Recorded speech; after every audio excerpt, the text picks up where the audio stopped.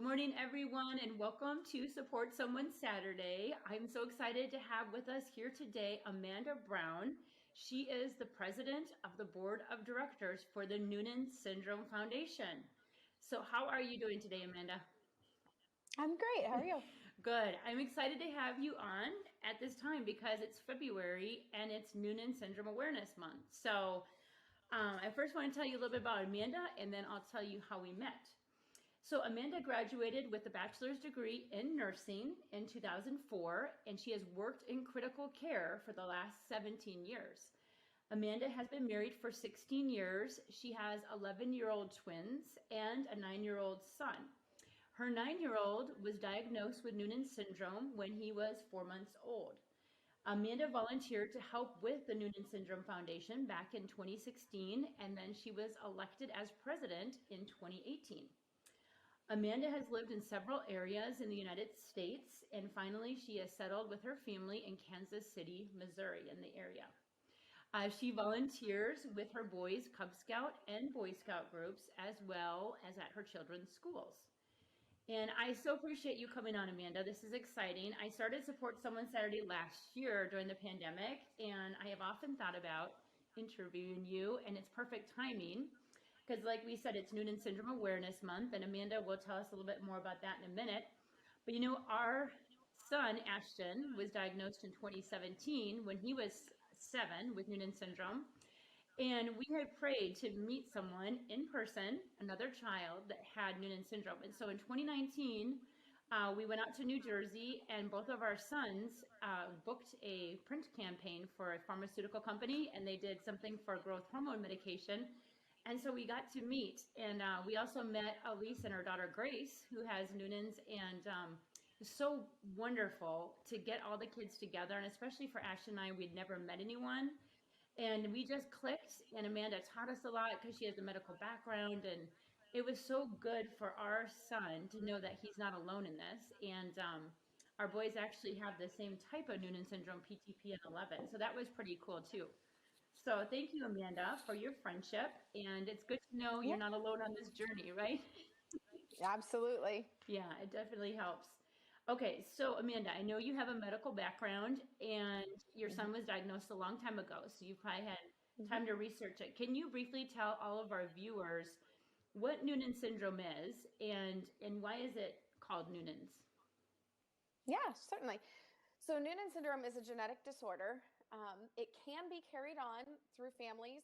Our kiddo happens to be just a fluke mutation. Neither my husband nor I have it. However, each one of his children, Colton's children, has a 50% chance of inheriting that from him. It's literally just luck of the draw. Either they will or they won't. But it's an actual group of different gene mutations that are on the RASopathy pathway. So there are 13 different gene mutations that are currently identified, and they're working on several more. Wow. So when Colton was diagnosed 9 years ago, there were only 2 gene mutations. Wow. So we've definitely grown in this short length of time. So Mhm, I'm certain that the advances are just crazy moving on. mhm, It was named after Dr. Noonan, mhm. Jacqueline Noonan, who was actually a cardiologist, and she was doing a research study. Listening to her talk in the past, she would say that the only way to get higher in your medical journey, so to speak, was to do a research study. Mhm. So she was researching pulmonary valve stenosis in children, and she was at the University of Iowa, and she noticed that some of these kids that she was working with the study happened to kind of look like each other. Mhm. I mean, they looked like their own siblings, but they kind of looked like they could be siblings too. And she kind of thought she was onto something. And then she moved to the University of Kentucky, where she continued her research. And she found more children that kind of looked like they could be siblings to these other kids in Iowa. And it ended up that one of her fellows was talking one day to another fellow and said something along the lines of, "Yeah, you know that genetic disorder that Dr. Noonan is working on." And Yeah. he goes, "Oh, you mean the Noonan syndrome?" Yeah. And they're like, "Oh, that's how it got its name," Yeah. literally just from her fellows talking. It's amazing. But Yes. she found it that way, and then research kind of took over, and lo and behold, for a while they called it the male Turner syndrome, because a lot of Mhm. the issues that our kiddos have kind of mirror what Turner's girls have. Mhm. And they thought, well, They even look genetically very similar, short stature and the same issues. So they thought, well, boys have it, it must be Mills Turner's. But Yeah. little did they know, Sure. that's not it at all. Yeah, and kind of what I've discovered too along this path is that girls have it. I don't know if it's more common with boys to have it, to have Noonan's versus girls, or do you find it's kind of split? It's split. Okay. Yeah, there's no rhyme or reason to it. Yeah, and I think like one thing they described it on maybe it was your website, like it can affect any area and every area of the body. And that's like a real basic way to explain it. And that's so over-encompassing, like overarching, but it's true, right? Like even within you and I talking about our sons, they both have PTP and 11, the same variation, but they have separate issues. I thought, oh, we're going to have two boys with the exact same, but like Ashton has an issue with his eyes and Colton doesn't. And then Colton has an issue with his ears and Ashton doesn't. So yeah, they're affected even within, the variation in a different way, right? So it is. And it's really symptomatic treatment. And for new parents coming in, it's hard because most of the time they're diagnosed as infants and you really don't know where an infant is intellectually or developmentally. I mean, it's so hard. And they're just a disaster. These poor little babies, they're just messes. And these poor parents are being pulled from doctor to doctor to doctor. And I mean, they've lost their way. And that's where we come into play. Of course. But I mean, it's wild because the symptoms can be anything and everything. Yes. And it took us, I mean, we didn't find out till Ashton was 7. We had the test done. And then it took us 2 years to get to the bottom of everything that was going on with him. Like you said, many specialists, some things got ruled out. Once we talked to the geneticist, they're like, okay, these are areas you have to have checked, so we'd go to the hematologist and they'd say, nope, he doesn't have any bleeding or blood coagulation issues. So we ruled that one out. But then we'd go to the pulmonologist. Okay, yeah, you might need to see us because of this pulmonary artery stenosis. So we have to see the cardiologist, pulmonologist. Then we realized, okay, now he has pectus excavatum. He's got the rounded shoulder. So now we have to go to the orthopedist and the physical therapist. And there's just so many different ones. And kind of now we're starting to realize, okay, who do we need to see more often and not as often? And then the learning disabilities, we talked about that, and ADHD and anxiety, and we had to do the testing for that. And yeah, so it's a process. Yeah, and you feel like they're picking your poor kid apart. They're looking for problems with your child. And I mean, that is hard as a parent to sit there and... It is. Yes. It is. It's painful, and you're just like, is this ever going to end? You feel like you're sort of falling down this like black hole for a while, and it's like, when are we going to get to the bottom of this, and how do we cope with all of this? And so I think it just takes time. And honestly, I feel like for me, just probably the last fall, I'm finally feeling strong enough to really talk about it. Like, I was grieving so bad as a parent and everything that it was hard for me to even talk about Ashton and what he's going through. So you start to come to a place where, and I think you helped me realize that, and Grace's mom, Elise, where you can come to a place of like stability and acceptance and the new normal, and you're able to move forward. But yeah, I mean, it probably took, us at least 2.5 years. I mean, even as a family, it affects your husband, it affects siblings, right? Absolutely. Yeah. Yep. See, and for us, because it happened in infancy, and we had so many issues in infancy, for us, that was our answer. We're like, okay, now we can move forward because we know that this is what's going on. It wasn't, I don't feel like we had that grieving process that you probably had because he was a little bit older. Because he was an infant, and it's like, all right, well, now at least we know why he has this heart problem, why he's failing hearing screenings. We know why he's not growing. Right. Yes, that's so true. And I know some people find out even in the womb, and for Ashton, he had some issues early on, but we just kept treating him individually. So that was also weird. We're like, okay, he had an issue with his heart. He had like the urologist, the undescended testicles, had surgery, and then he had laryngomalacia, the floppy airway, and we just kept thinking it's an individual thing until we realized, through our cardiologist. So right. Yeah. So I guess that was the grief, maybe thinking it was all done because we went through this as an infant and toddler, and we had a little reprieve there until we realized he wasn't growing. But yeah, maybe that was the sadness too. Like, we just thought this was something you dealt with as a baby and you're going to be fine, and no, there's more, So exactly. Yeah, everyone's process is different, but I think it's good we're talking about this, because if someone's listening right now maybe they're newly diagnosed or maybe they're going through the testing process, they'll find comfort knowing there is no like real straight journey. Everyone's journey is a little different, and it's okay if it takes you time. And, better to find out early, like you said, right? Because then you can start to Right. get them help. Okay. Right. So tell us a little bit about the purpose and the mission of the Noonan Syndrome Foundation. Sure. Yeah. Our mission is to support, advocate, and educate those affected by Noonan syndrome, which could be parents, it could be friends, it could be anybody. If you know somebody who has Noonan syndrome, then you qualify to be part of the foundation. Literally. I mean, and it's teachers, educators, I mean, therapists, anybody. I've got all kinds of people in that support group from my kids' school just so that they can see what's happening. And then we have a Facebook support group right now that has over 7,000 people in it.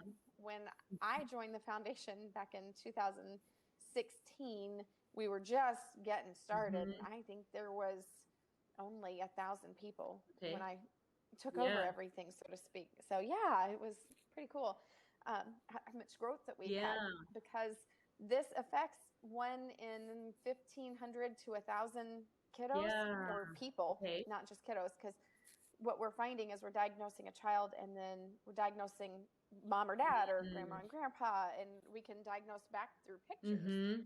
So it's wild, the variance of how many people could really be affected by this. Wow. I never thought of that. I've started telling people, if you're not of average height, then you might have it. Wow. So, okay. I mean, because they diagnosed us with a heart murmur and sent us on our way when we were kids. Yes. Because this wasn't discovered until I the know, 70s, right? so. Yeah, you're right. Yeah. It's amazing how we don't realize how many people probably had it, never realized it, or family members that could have it. Because it could skip a generation. Could it be like that, right? You could be like a dormant carrier. Not really. Okay. I think that they've discovered that there may be one of the gene mutations that could be a dormant carrier, but they haven't came out and said, yes, it absolutely is.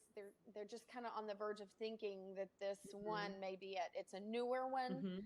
So they haven't, I'm suspecting that with the Rasopathies or their symposium that's coming up, the RAS Network, I think that we may hear more about that at their scientific day. That's awesome. So. When is that symposium coming up?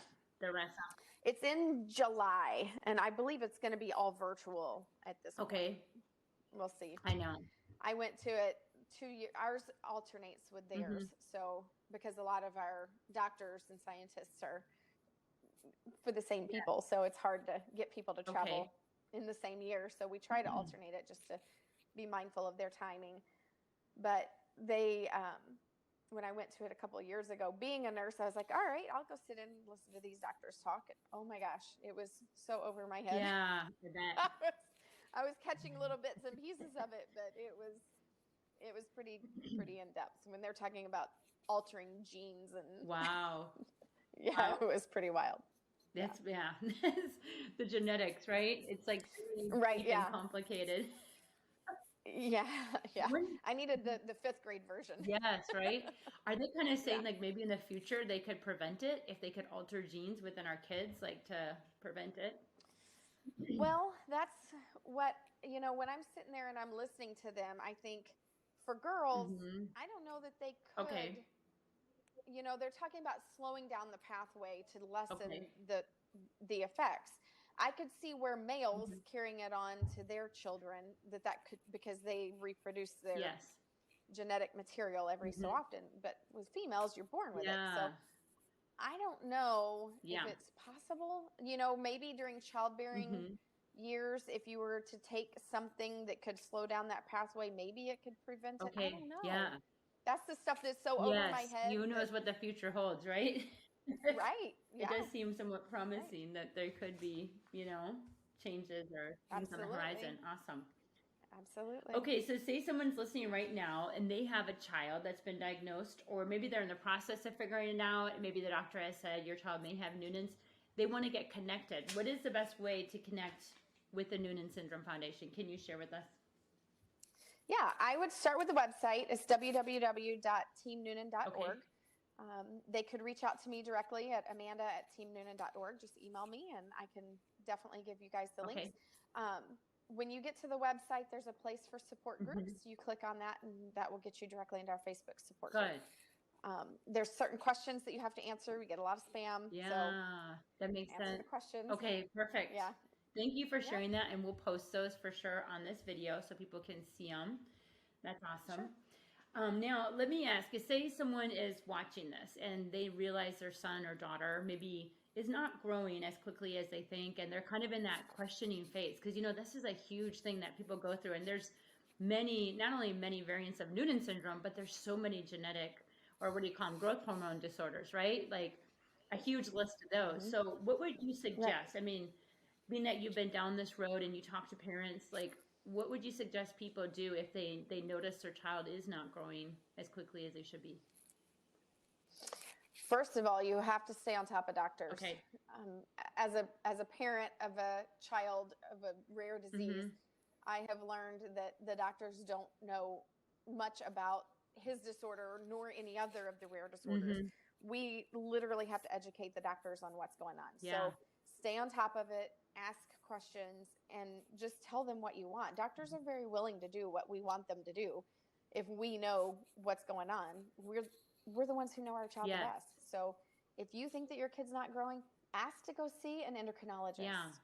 The endocrinologist can order the genetic testing that is required, and they will know more than likely what's going on. Sure.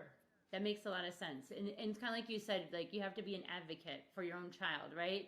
Because it is so different and rare, and they're not maybe going to be looking for that. So you really have to be the one. I know that's what our geneticists taught me. They're like, Mom, you're going to be an advocate now, you know, for your son in so many areas. So that's good advice. Right. And yeah. And people are scared of growth hormone. Mm-hmm. For whatever reason, you know, they're scared that their kids are going to get roid rage or whatever. And that's not true at all. Yeah. Everybody has growth hormone inside their body. Yes. Some people just don't produce enough of it, and some people are resistant to what they do have. Yeah. It's just a matter of finding that balance. And, you know, some kiddos it's not appropriate to use growth hormone in, and that's things that you discuss with the doctor. Yes, that's right. You'll find that out once you get to that place. And, you know, thankfully our sons have been able to be on it, and it's helped. And kind of what I've noticed is, like, I mean, I'm in different groups too for Ashton with Noonan's or growth hormone deficiency. And I feel like, and I don't know if you've seen this, but like kids that just have growth hormone deficiency, sometimes they're growing quicker on the growth hormone. And then our boys maybe not growing. And that's somewhat disappointing. But I think I talked to an endocrinologist, and he said, you know, it's typical for people with Noonan's. Have you heard that? That they don't grow as quickly or as much? I don't know. Even with the growth hormone. Right. When I talked to Dr. Romano, who's on our medical advisory board, she's an endocrinologist out of New York.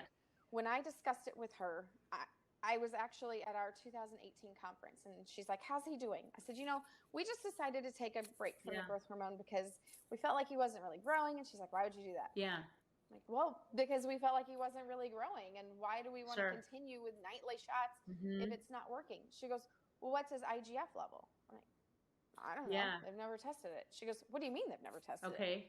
She said, kids with Noonan syndrome you can give, normally growth hormone is given in a height to weight ratio. And then they give you a dose based upon his height and his weight, or her height and her weight. Our kiddos need to be treated by labs. So you need to have the IGF level tested every time you go see the endocrinologist. For our kiddo, it's every 5 months. So every 5 months, he's getting a lab draw before we go into the doctor so that we know what his IGF level is. And that's how we dose him. So my kiddo is on like 1.6 on the little pen every day, where some of these kids that have been on growth hormone forever are on 0.2 because that's what their height to weight ratio says that they should be on. So they're probably not getting enough, and they don't know that because the doctors aren't educated on Noonan syndrome. They're just not. That's good. So it's like based on your IGF level, and you're saying they should almost have it every time. Okay, that's good to know. Yeah, and they want them on the high end of normal of the IGF, not like when we started, he was at like, I don't remember what the normal range is, but let's just say for talking purposes that it's like 50 to 250. He was at like 57. And so now we've got him like around 112, but it's taken us a year to get him there. but they want him at like 245. Wow. Like they want him way up Yeah. high.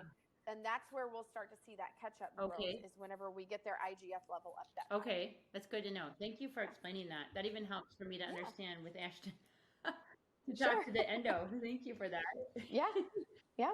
That's things that you learn at the I conference. know, and I want to go. We were supposed to go last year and we had to cancel it, right? Me and Ashton were going to go for the Yep. first time. So are you guys going to Yep. wait until like maybe 2022? And then It is. It's going to be the same weekend as what it was going to be. So Okay. that last week of, it's like a Thursday, Friday, Saturday Okay. of July. I think it's the 23rd through the 25th Okay. of July. It's at the same place in Washington, Okay. D.C. So, Good to know. yeah. Okay. Perfect. So Yeah. July of 2022, put on your calendars, Washington, D.C., Noonan Syndrome Here we go. Foundation Conference. Yay! Okay. We can all learn. We need that. Okay. So Right. since we're going through this pandemic, speaking of, and you had to cancel the conference, how else have you noticed, things have been affected and, within the Noonan Syndrome Foundation? And do you feel like more people are going online for answers, and how has it affected the organization? Being that we're an all volunteer organization and there's only 5 board members, we're very small. So, and we're all remote. Yes. So it doesn't, we're all over the country. So as far as the actual organization Yeah. part, it really hasn't affected us. I can tell you that we saved a lot of money Yes. because we didn't have the conference, Yes. and that's our big spender. Okay. So, and we had raised a ton of money for the conference, Good. which will now go into the next conference. Yes. So that makes us financially more stable. Okay, good. Where a lot of people are not in a financially good spot. We are doing Good. great because we didn't spend $100,000 Yeah. or whatever the conference was going to be. So that's great. But as far as the community goes, I feel like everybody is leaning on each other more than ever because of the questions and the unknowns. And, are our kids more at risk because of this? Do we need to look for other things? Do we need to isolate our children more? And it's the same as everything else with this this crazy genetic disorder, is that it's individual. Yes. Yeah. I mean, it really is. Like, I found out my particular child is not at any higher risk to get the actual virus or to have complications from the virus. So he's going to school every day, where I know the same thing. other people have been told to lock down and not do anything. Yeah. And, they're praying for the vaccine as fast as they possibly can so that they can get back to somewhat of a normal life. And it's crazy. It is. And I will say, we found that out. Ashton had his yearly heart checkup in October, and that our cardiologist said that he goes, I don't consider Ashton high risk, because he had the echocardiogram and he got a really good read. Like, he explained the numbers to me, and he was like, Mom, your son actually has one of the best, heart conditions you could ask for, so to speak, if you had to, because it's minor. And his numbers were low. So he's like, he's free to go to school. It made me so relieved to hear him say that, Right. And so, I mean, everyone's in a different place, like you said, but that was the most reassuring visit we've had in a while. And then actually he was having issues with his heart back in June. And I found out he was taking ADHD medication. He was having bad side effects. So he was having heart racing. He was having nightmares. He wasn't sleeping, all these different problems. Well, it finally hit me, because I was like, what is wrong with Ashton? Like, he's taking a turn for the worse. I looked up the side effects to his medication. There they all were. Everything he was experiencing. Right. So we pulled him off that medication, and sure enough, he got better. So it's just so hard. Sometimes you don't know where the problem's coming from, But Right. yeah, so I think that's something to check into too. If you're ever having an issue, maybe it's something they're taking versus, Okay. Absolutely. So yes, such an individual thing. So speaking of just all of this community and different kiddos and even adults that are going through this, the different variations, can you share with us a success story, or what have you seen through the Noonan Syndrome Foundation that you would say, hey, this is one of our biggest successes? Sure. We have 2. And the first one that I can tell you about is the Facebook support group, because I can tell you, when I finally found the foundation, I had been told that my kid would never walk and would never Oh my talk. God. And here I am with this infant that I've got 2-year-old twins, and I've got this newborn infant who I'm being told is going to need lifelong care. And then I get into this group and I realize that there are adults with this that are doctors and lawyers. And well, why did they tell me that my kid would never walk or talk? But this guy's an attorney and he's telling me he's perfectly fine. Okay. Like, wait a minute. Yeah. So what I found was doctors don't know everything. and to turn to the community for support. Yeah. So if I have a question about something that the doctor is telling me, we're not real sure if this is part of it, or we're not real sure how this is going to turn out, I turn to the community. Yeah, that's right. Even as the president, Yeah. I still turn to the community, say, hey guys, have you guys ever dealt with Yes. this? And then I get their ideas, you know, like you said, with ADHD. Colton has ADD. So before I even asked for a prescription, when I knew that this is the direction that we were heading, I turned to the community. Yeah. Hey guys, what medications have you used? What did you like about it? What did you not like about it? How did it affect your kid? So that I knew, hey, if I start him on this medicine, then he's probably going to need an appetite stimulant, because our kids are so small, they can't afford to lose that drive to eat. So we need to make sure that we do that. And then the conference. I hosted my first conference as being an actual part of the actual conference, being part of the foundation in 2018. Okay. And I can tell you that when at the end of the conference, on that very last day, as I see all these kids running on the dance floor and dancing with each other, and the bonds that they had created, and that they felt so included, and they knew someone who was like them. Not that, I mean, my kid goes to school every day, and he's part of his group, and he's got his friends, and he's perfectly fine in that aspect. But when he gets around his Noonan syndrome friends, that's when he blossoms. Yeah. And that's what I see with these other kids. And I remember just standing on that dance floor, just bawling, because the emotions that I had at watching all of these families that realized they were so enlightened after the conference. They had learned all about the endocrine problems, all about the GI problems, all about the heart problems, anything that can go wrong. They have suddenly found support, and they are armed with information to now go back to their primary care doctor and say, listen, you haven't checked out my kid's eyes. Why? I need to go see an eye doctor. We offer free medical consults at the conference with the specialists. So we're like, hey, you know, if you guys haven't ever seen somebody who knows about Noonan syndrome, or if you're not confident with your team, come in here and we'll give you direction on where to go and who you need to follow up with. And it's an amazing service. And for these parents to walk out and they're like, yay, they come in defeated and they walk out empowered. Yes, that's so awesome. It is amazing to watch. Yes, I totally agree. I believe it. You know, it's like, just knowing you're not alone, the support, the answers, the resources, it's just so reassuring, you know? So I think community is so important, especially for our kids going through this. And then I could just imagine, I'm on the Facebook group, but I haven't been to the conference yet, but just talking to other parents, and all of us have our unique stories, right? And so you're going to probably find people that you've gone through similar things, you know, and you can connect and help each other. And it's just so reassuring, you know, and so helpful, and like how you can, you know, see your child even improve because of that, you know. And well, and you build lifelong connections. Yeah. I mean, my 9-year-old is Snapchatting a 15-year-old in North Carolina because he's his buddy. I mean, so and they just bonded, and they're constantly, I mean, I'm always on the internet with her, like, hey, how's he doing today? And I mean, it's amazing. That's so cool. The friendships that you build. Yes, that's so important. I think it's so important for our kids. Like you said, because there's not like, it's not that common. It's pretty rare. So they might not be even in the area where there is someone else with Noonan. So if they can connect, and everything's so virtual now, you know? Right. And it's a family. I mean, they're like their long lost cousins. Yes, that's so awesome. I mean, they are. Yeah, I love that. I know. So, okay. If someone's watching and they say, hey, I want to volunteer, or maybe I want to, you know, make a donation to the Noonan Syndrome Foundation, what's the best way they can connect with you and do that? They can either go to the website, www.teamnoonan.org, or we have a business Facebook page as well. So just search up Noonan Syndrome Foundation. You'll see us there. There's a donate button in there, and send us a message, either through the website or through the Facebook page. Either one, send us a message. Say, hey, listen, I'd love to be able to help out. Yes. That's awesome. Thank you for sharing that. I'm going to put those up again so people can see the links. And so appreciate you coming on today, Amanda. I have even learned, just listening to you right now, more new things that will help me and Ashton on our journey. So thank you, everyone, for tuning in to support someone Saturday. And again, if you are in need of help or support, or you want to check out what Noonan Syndrome Foundation is all about, you can go to teamnoonan.org. And it is a team. Like you said, it's a family. I love that.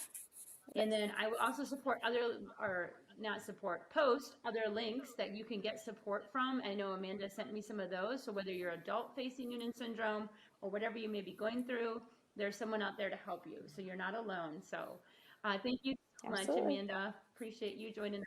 Thank you. Yes, thanks for Have having a me. blessed Saturday, everyone. Thank you.